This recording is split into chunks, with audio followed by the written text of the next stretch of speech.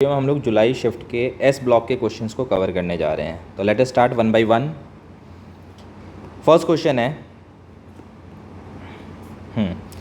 S block element M reacts with oxygen to form an oxide with formula MO2.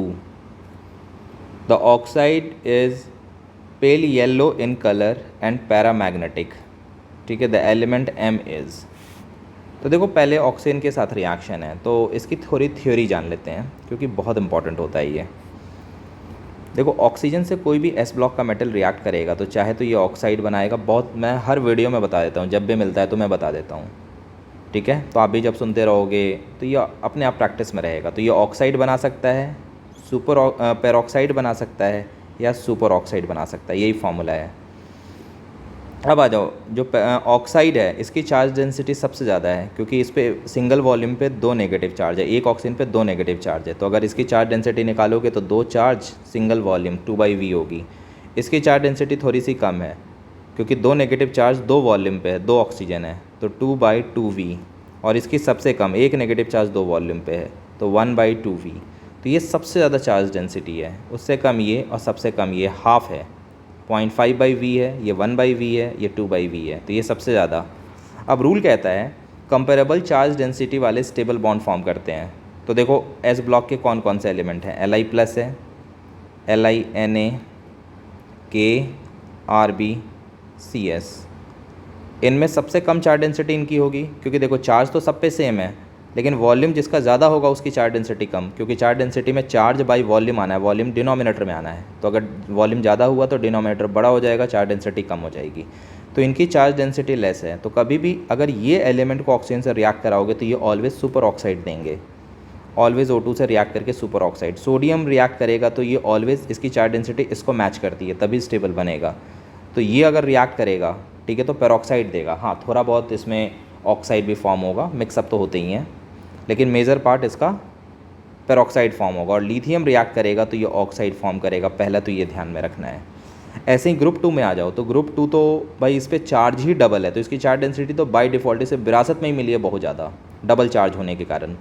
तो Be Mg Ca Sr and Ba2+। Ra radio active है, उसे study नहीं कर रहे हैं।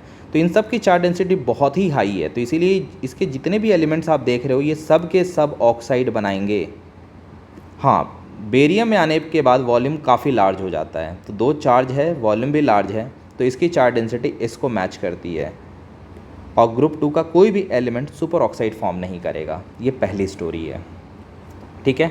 अब आते हैं इसने क्या कहा है कि पैरामैग्नेटिक बिहेवियर, ठीक है, कि इसमें पैरामैग्नेटिक बिहेवियर है। तो यही तीन बन सकते हैं। तो पहले पैरामैग्नेटिक देखते हैं कि इसमें ऑड इलेक्ट्रॉन है। पैरामैग्नेटिक का मतलब है जिसके अनपेयर्ड इलेक्ट्रॉन हो जिसमें, वही पैरामैग्नेटिक होता है। तो O2 नेगेटिव में आप काउंट कर लो, ऑक्सीजन के अपने जो टोटल इलेक्ट्रॉन्स होंगे वो होंगे 8 इलेक्ट्रॉन होते हैं ऑक्सीजन के, एटॉमिक नंबर 8 है। और दो नेगेटिव कहीं बाहर से इसको 2 और मिल गया तो इसमें 10 इलेक्ट्रॉन। देख लो ये ऑड नहीं है, इसमें 10 इलेक्ट्रॉन के पेयर बन जाएंगे। ऐसे ही आप पेरोक्साइड का देख लो तो दो ऑक्सीजन आइटम, तो 8 8 16 और दो नेगेटिव इसके ऊपर है तो ये हो जाएगा 18। ये भी इवन नंबर है, ऑड नहीं है। लेकिन जैसे ही आप सुपर ऑक्साइड पे आओगे, देखो ये प्रैक्टिस होनी चाहिए, मुझे पता है, मैंने पैरामैग्नेटिक देख के ही समझ लिया था कि ये ज़रूर सुपर ऑक्साइड का केस है। मैं तुम्हें समझा रहा हूँ कैसे।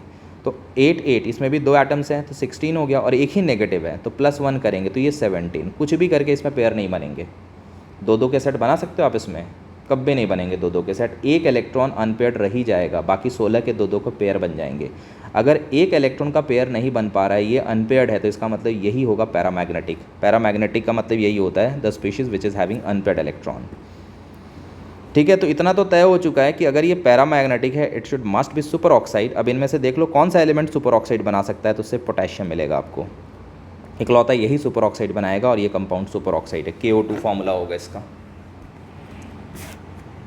ओके। KO2 कैसे, K+1 है और O2 पे भी -1 है, तो एक K और एक O2 लगेगा, KO2 बन जाएगा। Now heading for the next, the metallic sodium does not react normally with, किसके साथ नॉर्मली रिएक्ट नहीं करेगा मेटालिक सोडियम। तो आते हैं पहले, ये बहुत इंपॉर्टेंट है और ये क्वेश्चन एक तरह से मैं ऑर्गेनिक केमिस्ट्री का कहूँगा। देखो कभी भी किसी कंपाउंड में एसिडिक हाइड्रोजन हो, मैं बताता हूँ एसिडिक हाइड्रोजन का मतलब क्या है। जब हाइड्रोजन की अटैचमेंट ऑक्सीजन से हो, मेजॉरिटी ऑक्सीजन के साथ हो, तो वो एसिडिक होता है। तो ऑक्सीजन से जुड़ा हुआ हो या ट्रिपली बॉन्डेड कार्बन से जुड़ा हुआ हाइड्रोजन, ठीक है ना, इससे भी अगर हाइड्रोजन जुड़ा हुआ है जैसे कि OH, ये एसिडिक है, ये एसिडिक है। और कुछ केसेस में नाइट्रोजन से भी जुड़ा हुआ हाइड्रोजन एसिडिक होगा क्योंकि ये भी एक इलेक्ट्रोनेगेटिव एलिमेंट है। आपको क्या कार्बन सिर्फ ट्रिपल बॉन्ड वाला, अगर मैं कार्बन ऐसा लूँ, ठीक है, इस डबल बॉन्ड से जुड़ा हुआ कार्बन लूँ, तो क्या इस हाइड्रोजन को एसिडिक कहेंगे? ये बिल्कुल भी एसिडिक नहीं होगा। ये भी कम एसिडिक है, लेकिन ये सोडियम से रिएक्ट करने की एबिलिटी रखता है। सिंगल बॉन्ड वाला तो दूर दूर तक कोई लेना देना नहीं है। मान लो सिंगल बॉन्ड, कार्बन कार्बन में सिंगल बॉन्ड है, इसका हाइड्रोजन एसिडिक है, ये कभी नहीं होगा। तो सिर्फ ट्रिपल बॉन्ड वाला जिसकी हाइब्रिडाइजेशन sp हो, उसका हाइड्रोजन एसिडिक होगा। तो यही है। तो इसका बेस्ट एग्जाम्पल मैं बताता हूँ। सोडियम का रिएक्शन आप पानी से कराओ, पानी में ये रहा एसिडिक हाइड्रोजन जो ऑक्सीजन से जुड़ा हुआ है, एक नहीं दो हैं। तो जब आप इसको सोडियम से ट्रीट कराते हो तो होता क्या है, सोडियम इस हाइड्रोजन को हटा के सोडियम इसकी जगह बैठता है और ये बन जाता है OH, और इसकी जगह बैठ गया Na, जिसको कि आप सीधा करके NaOH लिखते हो। और ये हाइड्रोजन H2 में कन्वर्ट हो जाता है हाफ H2 बैलेंस करने के लिए। इसमें कन्वर्ट हुआ, सोडियम इसकी जगह बैठ गया। यही काम करना है। ऐसे मान लो कोई कहे कि मैंने एक अल्कोहल ले लिया, तो आपको कोई फ़र्क नहीं पड़ता, अल्कोहल में भी एसिडिक हाइड्रोजन है, यही काम करेंगे। ये इसकी जगह बैठेगा यानी RONA बन जाएगा, और ये जो H2 है ये हाफ H2 में बाहर निकल जाएगा। ऐसे ही अगर ट्रिपल बॉन्ड वाला हो, सेम चीज़ कॉपी करना है, ठीक है। ये रहा, ये हाइड्रोजन एसिडिक है, तो फिर से यही काम, जैसे ये H2 में गया वैसे यहाँ पे भी सोडियम यहाँ बैठाओ और इसको H2 में भेज दो, हाफ H2 में, और सोडियम को यहाँ पे बैठाओगे तो RC ट्रिपल बॉन्ड, और यहाँ पे Na लगा दो। आपको क्या कैसा चार्ज, तो बाय डिफ़ॉल्ट हमें बचपन से पता है सोडियम प्लस होगा तो इस पर माइनस, सोडियम प्लस होगा तो इस पर माइनस, सोडियम प्लस होगा तो इस पर माइनस, जो NaOH आप लिखते हो।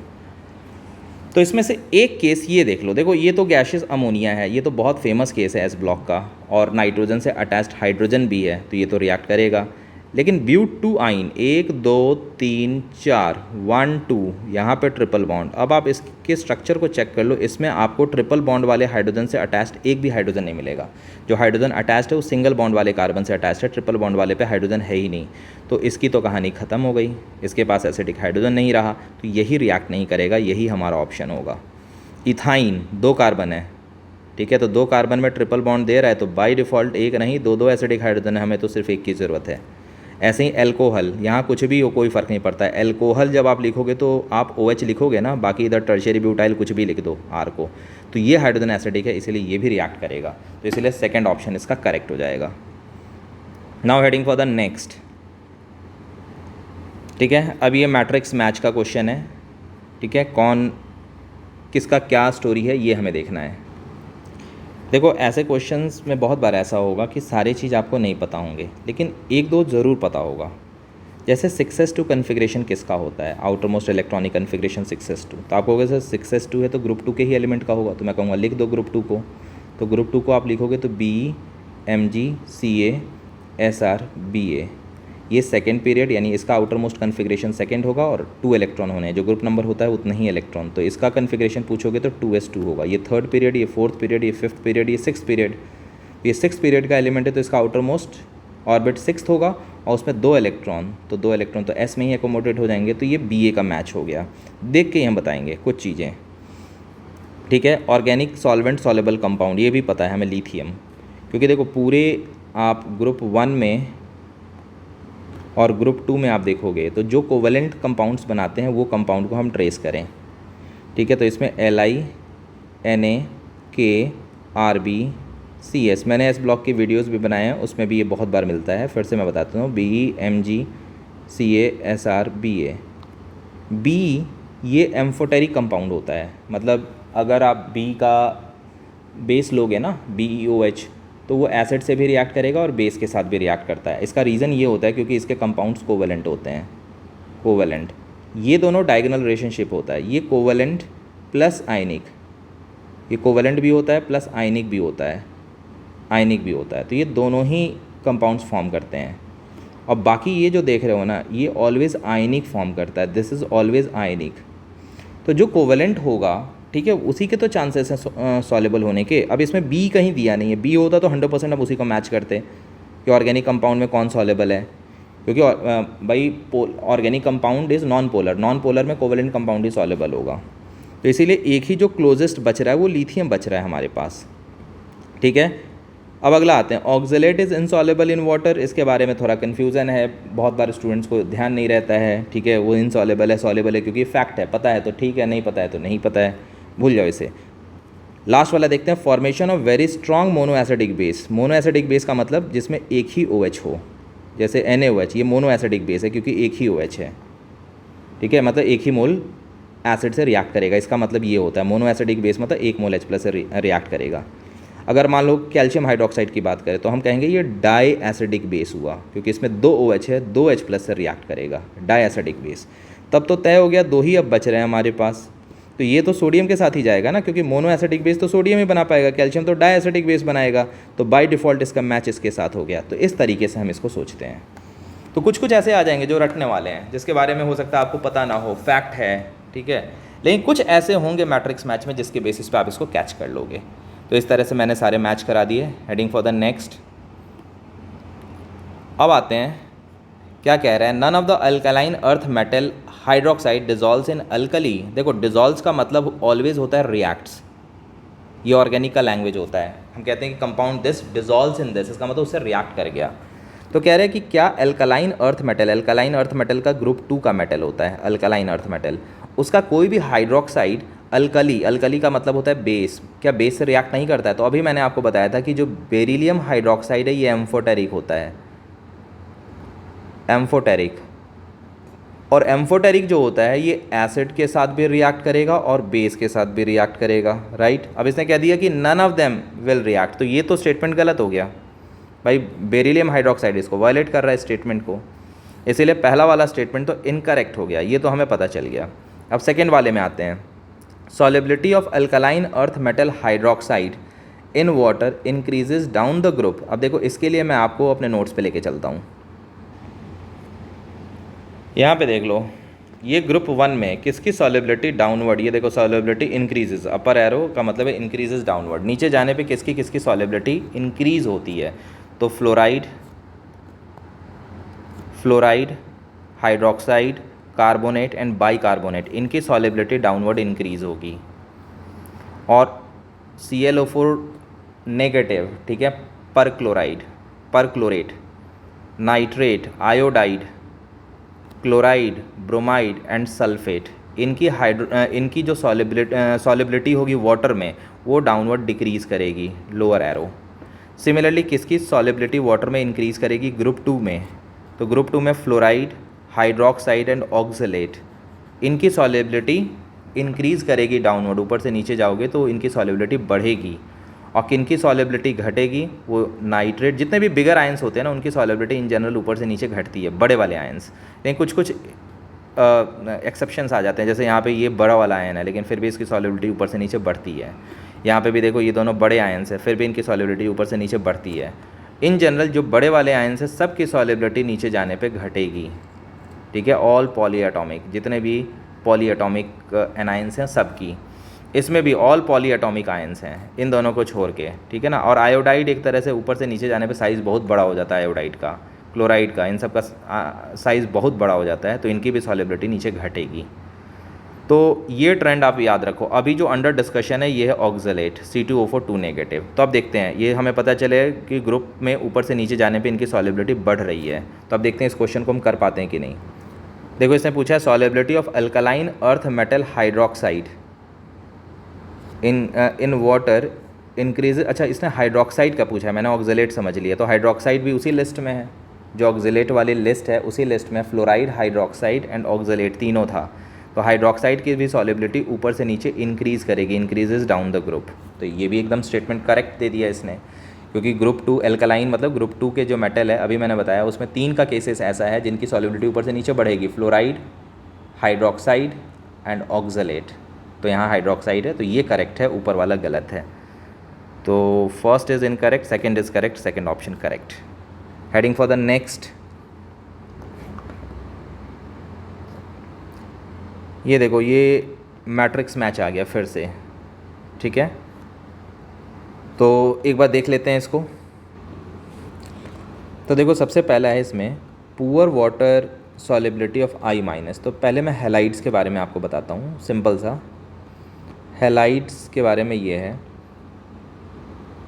कि जो CSI है and LiF, lithium fluoride and caesium iodide, ठीक है, ये इनसॉल्युबल होते हैं, इनसॉल्युबल इन वाटर, और रेस्ट ऑल आर सॉल्युबल, ठीक है। तो ये तो इसी से कैच हो जाएगा कि अगर poor solubility of I minus कह रहा है तो it should must be with the CS। वैसे मैं 1 मिनट आपको अपने नोट्स पे लेके चलता हूँ, थोड़ा सा और भी इससे रिलेटेड चीज़ें देख लेते हैं।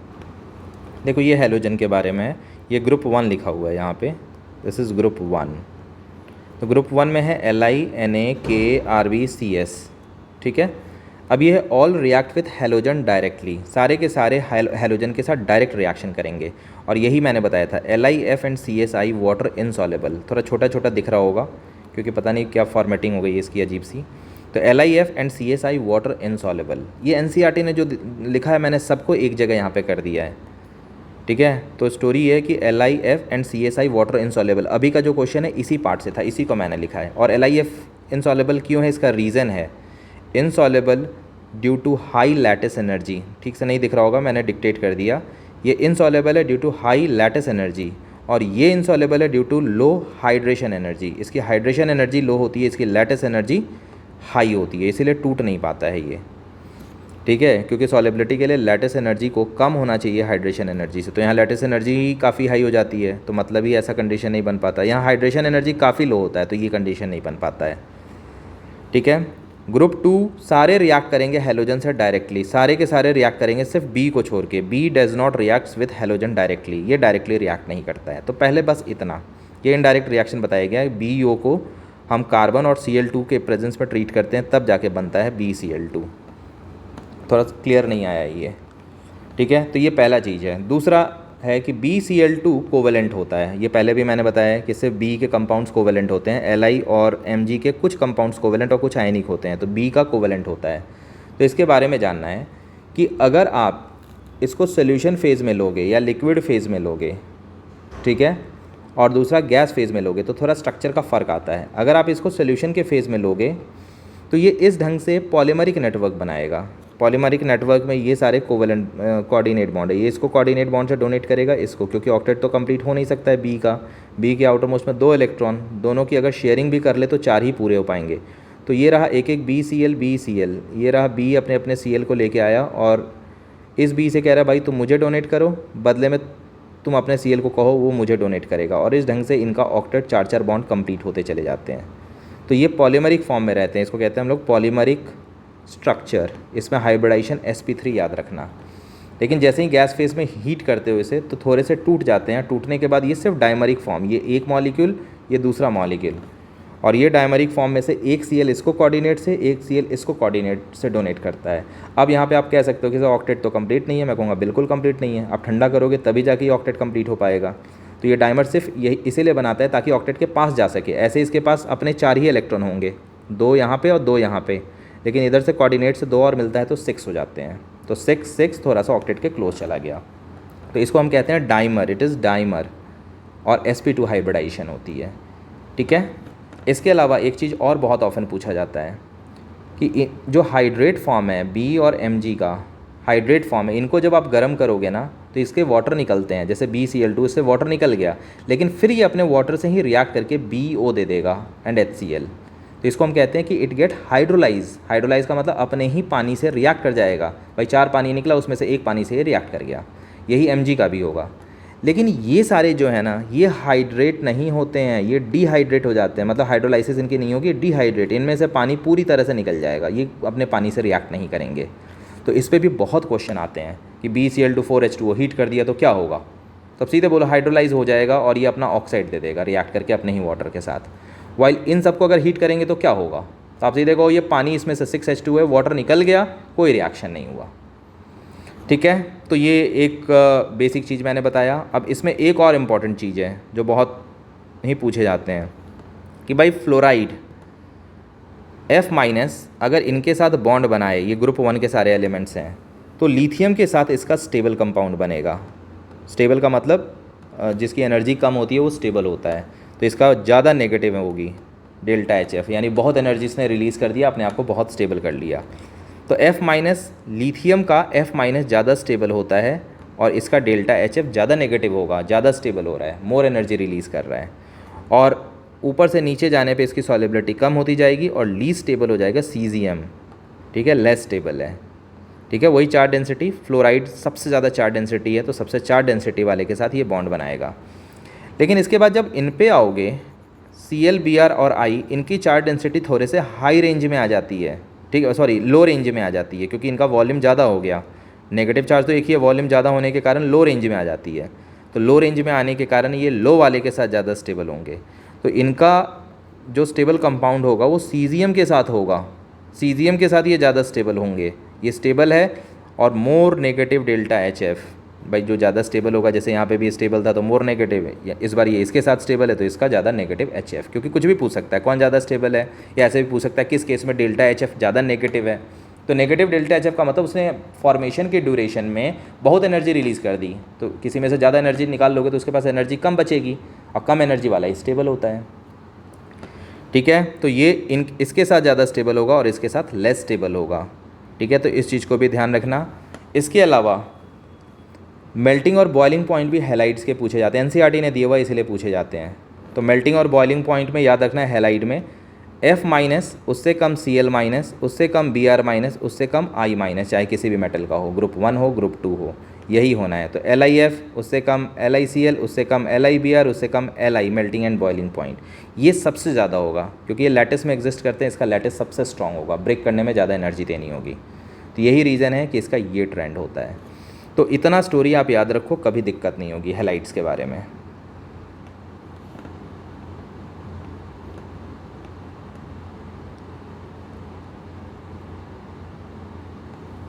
वो मैं वीडियो ऑन करना लगता है भूल गया था, तो मैंने यहाँ तक बताया था, फिर मैं इस पेज पे आ गया था, मैंने पूरा समझा दिया, वीडियो ऑन नहीं हुआ था। एक बार मैं फिर से एलोब्रेट कर देता हूँ इस क्वेश्चन को। ये Li जो है ये तो मैं बता ही चुका था, ठीक है। Cgm ये डिस्कशन हो रहा था, तो ये मैंने बता दिया, और वो मैंने अपने नोट से भी समझा दिया था इस चीज़ को। अब देखो Li पे आ जाओ, इसके बाद ये मैंने इसके बारे में बताया था कि जो बाइकार्बोनेट सॉल्ट है, ठीक है, यूज़ इन फायर एक्सटिंग्विशर, ये NaHCO3 होता है। NaHCO3 को यूज़ करते हैं क्योंकि NaHCO3 टूट के CO2 रिलीज़ करता है। कोई भी बाइकार्बोनेट होगा वो टूट के अपना कार्बोनेट H2 और CO2 देगा, तो CO2 देता है तो CO2 उसको कवर कर लेता है फायर को और उसको बुझा देता है, तो इसलिए सोडियम बाइकार्बोनेट का मैच इसके साथ होगा। फिर कार्बोनेट के बारे में मैंने बताया था, ये बोल रहा है कि carbonate salt decomposes easily on heating, ठीक है। तो देखो कार्बोनेट सॉल्ट के बारे में मैंने ये बताया कि ग्रुप 1 का कार्बोनेट, इस पे हीटिंग का कोई इफेक्ट नहीं होता, ये टूटेगा ही नहीं, एक्सेप्ट लिथियम, क्योंकि लिथियम डायगोनल रिलेशनशिप को फॉलो करता है, इन पे कोई हीटिंग का इफेक्ट नहीं होगा, नो इफेक्ट। हाँ, लेकिन इसके अलावा कोई भी कार्बोनेट हो ग्रुप 2 का एंड लिथियम डायगोनल रिलेशनशिप के कारण ये सारे के सारे टूट जाएंगे ऑक्साइड और CO2 में। तो इसीलिए अगर कह रहा है कि इनमें से कोई एक कार्बोनेट जो बहुत ईजिली हीटिंग पे डिसोसिएट हो रहा है, तो it should must be lithium, वो लिथियम ही होना चाहिए और कोई नहीं होना चाहिए, ठीक है। तो इसीलिए लिथियम इसके साथ मैच होगा और पोटेशियम इसके साथ मैच होगा, मोस्ट अबंडेंट एलिमेंट, क्योंकि इकलौता यही बच गया है पोटेशियम के लिए। तो ये मैंने इसमें एक्सप्लेन किया था और यही चीज़ समझाया था। हेडिंग फॉर द नेक्स्ट, ये यूजेस से रिलेटेड क्वेश्चन है मैट्रिक्स मैच का। तो एक बार मैं यूजेस के लिए अपने नोट्स पे फिर से एक बार आपको लेके चलता हूँ। ये देखो ये यूजेस, ये एनसीईआरटी ने दिया, मैंने एक जगह कर दिया है। क्या क्या दिया एनसीईआरटी ने? लिथियम कहाँ कहाँ यूज़ होता है, तो Li और Pb का जो एलॉय होता है वाइट मेटल बियरिंग में यूज़ होता है फॉर मोटर इंजन्स, एकदम एनसीईआरटी का लैंग्वेज वही मैंने लिख दिया है।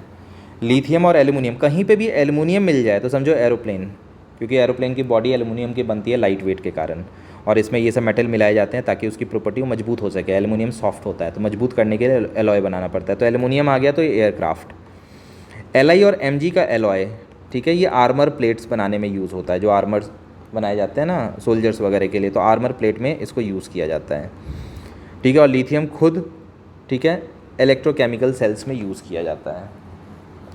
तो ये लिथियम के यूजेस दिए हुए हैं। सोडियम का यूज़ है, सोडियम लिक्विड, ठीक है, फास्ट ब्रीड न्यूक्लियर रिएक्टर में एज अ कूलेंट यूज़ होता है, ठीक है।